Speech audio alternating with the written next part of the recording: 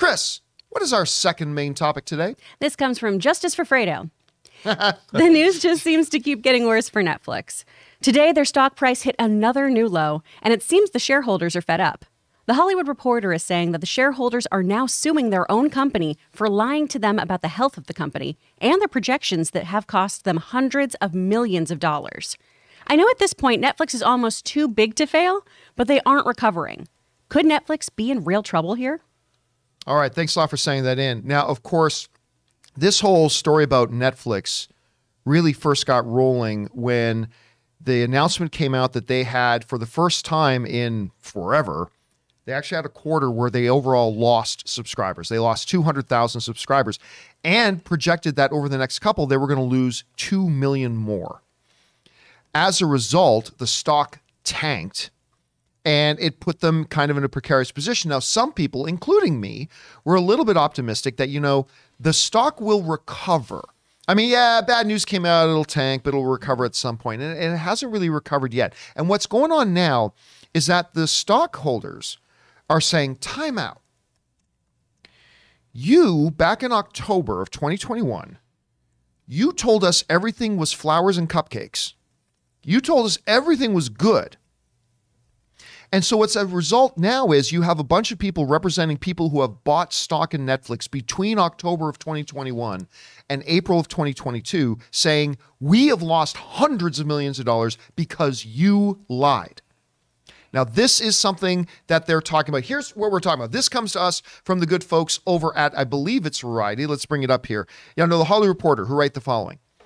At the beginning of the class period, that's October of 2021, Netflix announced its third quarter financial results in a letter to shareholders that said, we are seeing the positive effects of a stronger slate in the second half of the year, with figures supporting the statement.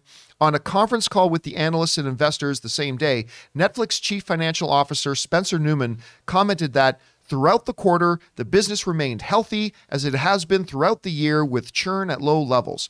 He added that management expected to continue in terms of that healthy retention, and then this kind of acceleration as we get past those initial market reopenings with COVID and the past COVID pull, forwarding into the strength of our slate. And that comes to us from Variety. So this is the comments that the people, the shareholders of Netflix, are kind of rallying around and saying, you lied to us. You made it seem like everything was good and everything tanked. And it has continued to tank. Like I said, there were a lot of people who thought that once Netflix had that initial big drop, that it would then just recover. It didn't. Take a look at this chart here. I looked this up. And by the way, and let's see if we can take me off the screen there for a second, Jonathan. So here's where we were at, right? Basically, 1 month ago, the Netflix stock was at about $375 per share, $375 per share. As of this morning, when I took this graphic, it was at 191. As of this moment, it's 189. 189 now. I'm watching it right now. I've been watching it real time as we started this story. And you can see from the April 19th date, when the announcement came out that they had lost 200,000 subscribers and had that big cliff fall, there was no rebound. It has stayed low and has continued to drop. And this continuing to drop is what's making the shareholders at Netflix real angry. And now they're coming after their own company and suing their own company for lying to them and saying, we bought shares. We bought stocks in this company because you guys told us that this was healthy and growth was going to be accelerating. Let's bring me back up here, Jonathan. That everything was good, everything was healthy, and we're going to be accelerating. And so we bought more stocks and we bought stocks. And now we have lost hundreds of millions because of this. And Rob, you and I have talked for years about there is a ceiling in the streaming world, right? There's only so many households in the world, John. Everything looked like it was going to be the ancestral plane. The streamers could run through the fields forever. There was no limit to money, no limit to customers out there and all that kind of stuff. And now we see them because a lot of the other streamers started slowing down their growth as well. And we talked a lot about some of the inherent problems in Netflix. But, back when the big drop happened in mid-April, I kind of said, I was one of the guys who said, you know what, look, Netflix will recover from this. They are still a company that brings in like 12 billion in revenue a year or more. They're going to be okay, but this hurts, but they're going to be okay. I am starting to reconsider that position a little bit because their stocks have not rebounded. The shareholders are angry. They're suing their own company now. And I'm like, I think things might start to get worse before they start to get better for Netflix here. Anyway, Rob, you're looking at this story. What's your take on this? Their stock price has dropped 50% in the last month. Yeah. So keep this in mind. If you're a big investor, you put $2 million into this. You've lost $1 million In a month. In a month. That's not good. Here's the thing. Uh-oh, the glasses are coming off. I can't. Oh, no. No, Things are going to Superman. get serious now. It's just that, look, you have a certain amount of subscribers and guaranteed income. I would think of the great thing about streaming for the Hollywood studios is for the very first time, they can actually make projections about what they're going to make the next month, not worrying about whether a movie is going to be a success or a hit. They've got a certain amount of subscribers. They know they've got a certain amount of cash flow coming in. The thing is, Netflix, when you lose subscribers, that affects your bottom line in terms of how much money you're bringing in. 200,000 subscribers at $15 a pop. And here's a key. If you're a traditional studio and you lose money on one movie, you can make it back in another movie, you can make it back whatever. When you're a streamer and all of your money is coming from that subscription base, when you start to lose that subscription base, you got nowhere to make it up. There's nothing else. There's nowhere out there to make it up, which is probably why Netflix is talking about adding an ad-supported tier here pretty soon. Yeah, I mean, and which they're going to have to do. They're going to, which again, it's almost like Movie Pass. In a way, they're going to try and. That's not a comparison they wanted to hear. No, but it's like they're going to. We're going to get. Who wants ad-based Netflix? Well, then they're going to have to. I mean, right now, say you're getting $15 subscriptions, and now they make an ad-based subscriber service at $4 or something. But the thing is, as you know, broadcast ads that's been decreasing. The ads for network television, they've been increasingly. Where have ads been going? Online. Shows like this even. I mean, the advertising world is moving away from that broadcast model. So even that isn't necessarily a sure thing, because what kind of retention do they get for the ads? I mean, on this show, our subscribers buy the products that we advertise, and it can be measured. They don't have that when they're giving, give the Netflix code and you can get 50%. Yeah. They're not going to do that. So even getting an ad-based subscription service as the ad revenues of traditional broadcast is changing, it's bad. I mean, it's really bad. And what's interesting is I don't watch. The funny thing about this to me is, do you watch Netflix any less? I mean, when there's a show on like Ozark comes on, I binge the heck out of that. I'm keeping my Netflix. I'm not like, they're going to suck next month, so I'm turning it off. I'm still a subscriber, and yet their stock has dropped 50% in a month. They haven't lost 200 million subscribers. They lost 200,000 subscribers. Right, but a lot of it is based on where they think the future is going, right? So, Chris, But they're getting into new countries. Yeah. Chris, you had a chance to see this. What's your interpretation of the situation? I mean, at first, it's any investment is risky, right? Water wet. That's not a big deal. But the way they've gone about misleading the stockholders here, or the shareholders rather, is pretty upsetting and morally gray at best. They've actually hired Glancy, Prongate, and Murray, who are a law firm that specialize in fraudulent claims, the people suing here. And the language of this lawsuit really, really makes me think that Netflix is in big trouble here, because they're talking about how, as a result of Netflix's wrongful acts and omissions and precipitous decline in the market value of the company's securities, they have a leg to stand on here. They talk about how they have released untrue statements of materials, omitted the state of material facts necessary in order to make statements made about Netflix and its business operations and future prospects in light of the circumstances under which they were made were misleading. There's a lot of stuff here that points to Netflix being completely in the wrong about how they've at least handled their shareholders. So this does not look good. And these guys lawyered the hell up. They chose a fantastic law firm to represent them. So Netflix really needs to get their poop in a group. You think? Go ahead. Think someone else? I mean, with a stock price that's dropped that much, I would think they're ripe for a takeover. I mean, I feel like I'm watching like Wall Street or something.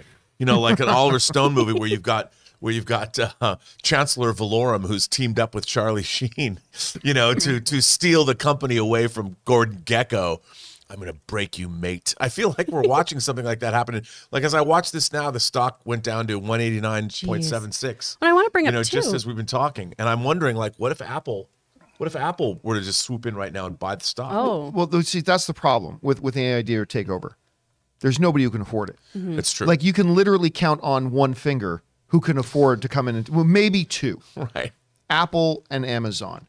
Do Apple and Amazon really, like, because even for Apple and Amazon, who are by far the biggest companies in the world, the value of a company that generates, 15, 16, 17 billion in revenue a year, even for the biggest companies in the world, that's a huge stone to put on your back. It is. And I don't even know that and there's nobody else who could even dream of affording it. Sorry, Chris, you had something you I was just going to say, I really love that our viewer here wrote in the phrase too big to fail. Because we all know that nothing is too big to fail. You just have to look at 2008. You can look at the HBO series that streamed in 2011 about this. There's a streaming service that works really well.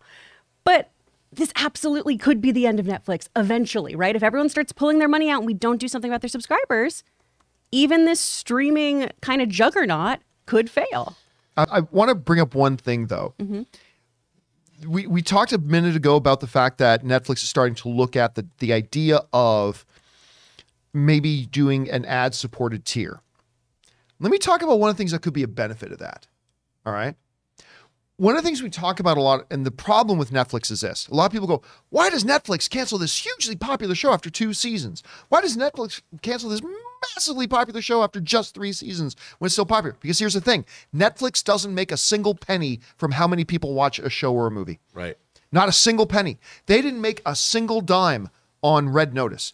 When people tune in and watch Red Notice, doesn't matter this is the number one thing that people watched on Netflix. And what's that? They spent $200 million on that. Yep. Yeah. And they didn't generate a single dime of revenue because that's not their model. It doesn't matter. All they care about is new people signing up.